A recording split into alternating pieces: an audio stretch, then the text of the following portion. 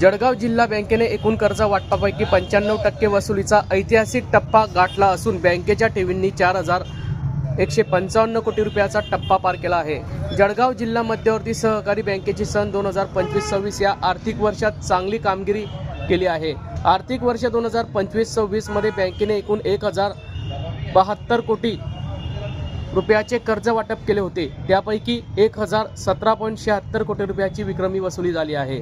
विशेष म्हणजे जळगाव जिल्ह्यातील 155 प्राथमिक विकास कार्यकारी संस्थांनी 100% कर्ज परतफेड केली आहे। अनिष्ट तफावतीमध्ये असलेल्या संस्थांना बँकेने 300 कोटी रुपयांचे व्याज माफ करण्याचा धाडसी निर्णय घेतल्याने अनेक संस्था अवसायात जाण्यापासून वाचल्या आहेत। या संदर्भातली माहिती आज दिनांक 5 एप्रिल रोजी दुपारी 1 वाजता जळगाव जिल्हा बँक येथे प्राप्त झाली आहे।